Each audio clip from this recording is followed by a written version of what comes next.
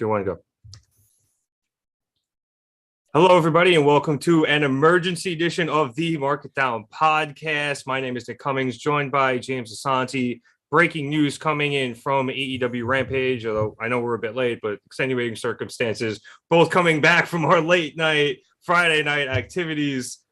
CM Punk is injured and will be missing a significant amount of time, as he announced in his promo on AEW Rampage, which was actually for once live tonight because of their placement in California. He will not be relinquishing the title, despite the fact he said he wanted to. He needs surgery, apparently. He mentioned he had broken bones, but he didn't specifically say what injury he had. So he will be getting surgery. He'll be out for a significant period of time. And the plan now is that there will be, according to SRS, because apparently this was a bit of a mess on commentary, there will be an interim AEW World Champion. There will be a Battle Royal. We'll get to that. There will be a Battle Royal on Wednesday to determine an opponent for Jon Moxley for that interim title at Forbidden Door. James, I'll just go right to you because you're already upset about this interim title. But let's first discuss the significance of CM Punk being out right after winning the AEW World Heavyweight Championship. Taking away the impact that this will have on AEW, on Dynamite, on the title, this just sucks for Punk.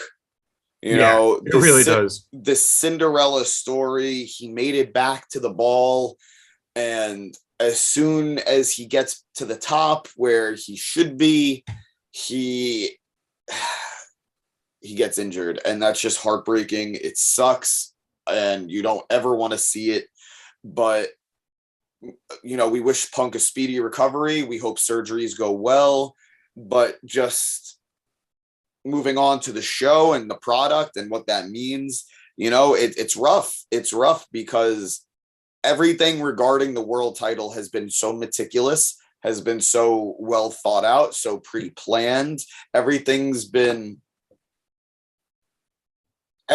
has gone the way it should. And there's been a purpose to everything. Exactly. Well said. And this is the first time that this is the first time we're seeing an unfortunate deviation. So I don't know where AEW goes from here. I don't know who makes sense as an opponent for Moxley. There are a few names that, you know, okay, I could buy it, but I don't know how satisfied anyone's going to be with whoever the interim champion's going to be. And I joked about it earlier in our chat. I honestly think the perfect guy is now in WWE. Oh, what's his name? He would have been perfect as an interim champion. There would have been a Cody great Rhodes. Motherfucker. But there would have been a great story there. But I don't know who you could do it with. And I don't know what this means for that interim champion. I don't know what this means for Punk when he comes back. I think we're all kind of circling one guy in particular, and I'll let you talk about that. I say, are we? I who knows? Who knows? There is just so much in the air right now, and it's scary. It's scary. I was going to say in our discussions, I was getting a lot of pushback on that one guy I was circling. We'll get there in a second, but yeah, man, this fucking sucks. Like, yep. Tony, in his post pay-per-view press conference, was so excited to have Punk as champion. He was he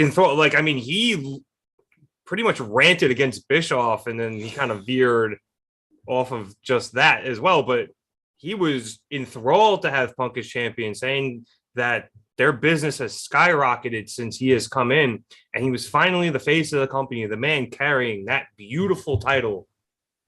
And he's going to be gone for a while. Now, gone could be relative. He could be in and around. It depends on a lot of things. It depends on his injury, which he hasn't announced what it is yet as of this recording. We don't know how long he's out. We don't know, you know, maybe he could do commentary for a while. Like, we don't know what he's going to be doing. He could be doing things from home as well if he wants to maintain a presence on the show. Obviously, that's all to be seen. But as of now, we're not going to have CM Punk around for a while. And it's not like the company hasn't done this before. Obviously, he came in much later, but he was definitely a shot in the arm. And him getting the title was to take them to the next level in terms of the public at large. And Absolutely. Him going down not even a week into his championship reign is rough, not just from a public perception standpoint, but from wrestling standpoint, from a company like and honestly, and from a fun standpoint as a fan, like CM Punk's title reign was going to be fun. Now we're going to have to wait for it at minimum. But I think this now brings us to the interim championship, because I think that all the news we had on Punk is what we said. So, and obviously, as that comes out, we will let you guys know whether it's in our lives after Dynamite or it's in our podcast, in general. But we come to this interim championship. Now, we have had the interim championship debate quite a bit because of the TNT title. Now, granted, that was done horrifically, mostly due to the fact that Cody was only out 2 weeks. That was such a botched job that the thought of even hearing the word interim, I am so repulsed by it now. And it's not fair to AEW because, I guess it is because they booked it, but it's not fair to the AEW title now because there is so much potential for where this can go. But I am just apprehensive. I have no hype. There's no, it's messed up to say, but there's a level of truth to it.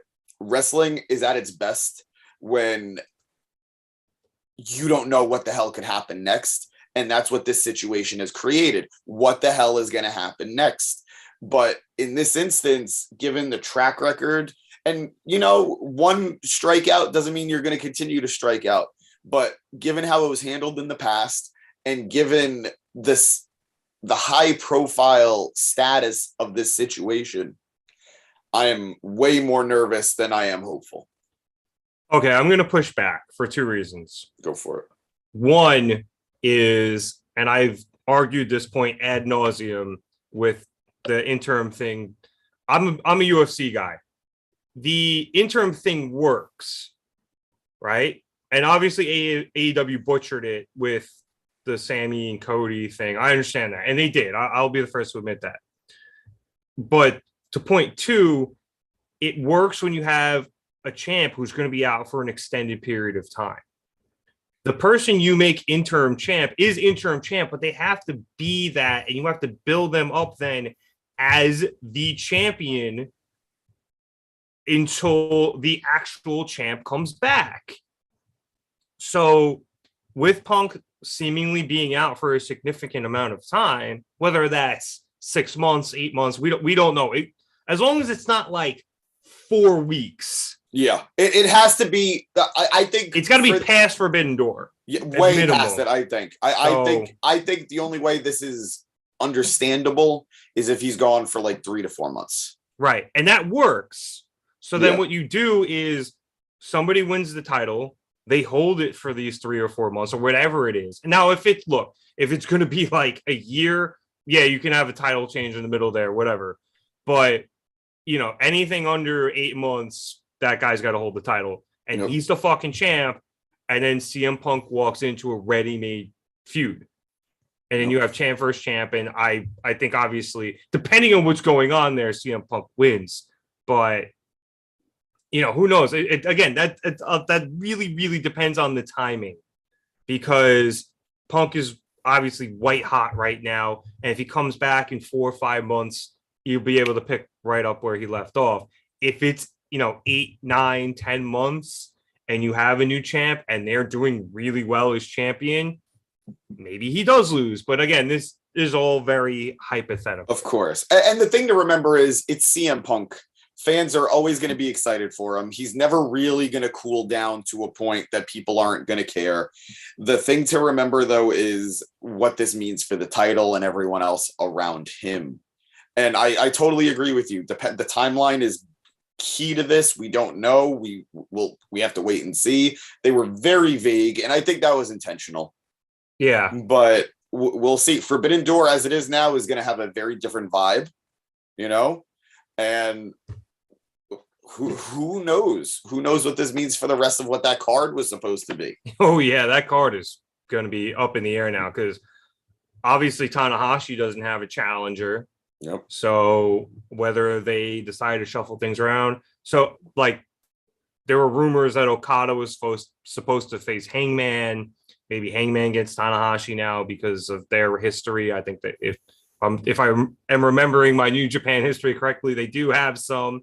That they do. So who knows? I mean, there's a lot of what ifs here, and it gets tricky. Now, I'm going to say the thing I was saying in our group chat because I do want your take on it. If they get their shit straightened out, I think this is a really good time. I wish it was a tournament. Putting the title on MJF would be sick right now.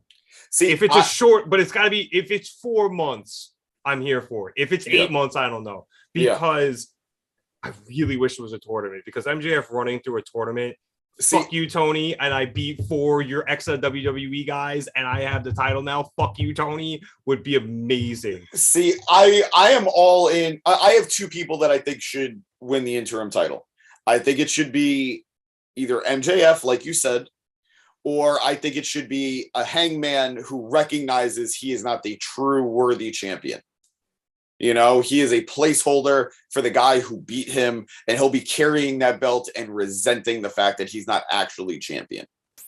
But if it is MJF, he might because he didn't and he lost. I think it would accelerate his heel turn if that was going to be something they do. But it would at least make him an insecure cheater. Absolutely. And I think that's the thing. There is so much potential where this can go. But if it is MJF, I am very glad they booked it to be a battle royal because that son of a bitch coming in at the end, tossing out whoever you think the hero is going to be. As the Joker. Right? He just tosses out whoever we think is going to be the winner. And then you have that sense of dread. If it's a tournament, it's like you kind of know MJF is going to run the gauntlet. You know he's going to get all the way. But if it's a battle royal, holy crap, that suspense, that intensity, that'll be there. And then you're just going to beg Moxley to beat him. Or maybe if you're a masochist, you're going to beg MJF to beat Moxley. I am. I want MJF to have this title, man. And the beauty of MJF, the guy, one, beyond the fact that he is just so done with AEW. Well, right now. Allegedly. Allegedly in story. But allegedly. But the character of MJF has gone on record as to how much he does not give a shit about New Japan Pro Wrestling. And to have Mr. New Japan himself, Tanahashi, being the guy to face him, there is so much potential for this to be great. They got to tread very carefully. Well, now if I am remembering SRS tweet correctly, they are having Moxley versus the winner of the Battle Royal at Forbidden Door. See, no, I thought it was going to be. That's what SRS said. You could be right. I thought it was going to be Moxley will take on the Battle Royal winner the same night, meaning this coming Wednesday. And then the winner of that match takes on Tanahashi for the title. I will do my best to grab that tweet again in real time. We'll find out. Honestly, in deference to our confusion, even fucking commentary was confused. Yeah. To be fair, Jericho was on commentary just screaming, and I don't know. And SRS has deleted his tweet. So nobody knows what's going on. Jericho did not make it better, but I can't even really fully blame Jericho. He was just trying to cover, I guess, the silence. But I gave up trying to tweet about the AEW title situation. I was confused as hell. That's so funny. All right, no one knows what the fuck is going on. There is a battle royal. The winner will take on Moxley. No one's entirely fucking sure when. Oh boy. So I don't know. Word on the street. I don't know. People are commenting that Tanahashi is still getting his match. I don't know. I honestly, I was out. I flipped on the Punk segment on my phone. I watched it, and then I came home to do this. This is what happens when they make huge friggin' announcements on Rampage, guys. It's not fair. The show is at 10 o'clock. It finally is 10 o'clock again. After weeks of being at a weird time slot every week. It's at playoffs. 10 p.m. on a Friday. We love wrestling, but we also love, I guess, rest. So forgive us. We're doing our best. It seems AEW doesn't know what they're doing, and they're doing their best. So we're all trying to figure this out. Oh, well, I mean, I was, pre-gaming, so I wasn't really there for different reasons, if you know what I mean. But God bless you for being here. But yeah, that's that. Look, there's gonna be a lot to come with this, obviously. We just wanted to hop on here and give our immediate initial thoughts. But this is, I think the main takeaway from tonight is this sucks. Yep. At least in the short term. If you're feeling disappointed, know you're not alone. And we'll all get through this together. But most importantly, like I said in the beginning, let's wish a speedy recovery to CM Punk. Hopefully the champ gets to come back really soon and better than ever. It's like he said, he's going to do this until the wheels fall off, and he's got a bad wheel, but it's still there. Yes. Best wishes to Walking Dead enthusiast Phil Brooks. Yeah. And honestly too, look, there was a lot of speculation. This was career ending. So silver lining, CM Punk will be back. This isn't a catastrophic injury. It doesn't sound like it. It's not like he tore his ACL or something. Or I am going to say one thing though. It sounds like he broke something. If it's really because he jumped into the crowd and he landed awkwardly on that guardrail, please stop doing it, Punk. First of all, in the world of COVID, stop. And second of all, I love you. You're in your 40s. Stop crowd surfing. It's not going to work. Leave that to the Darby Allins of the world. It worked the first time, but the one this past week was a serious distance. Yep. I think he only did it because the guy had the Chicago flag. Chicago. But honestly, no, I saw there was some speculation too. He screwed it up when he botched doing the hot tag on Wednesday, and he slipped off the rope and he landed funny because he was apparently limping really hard after that.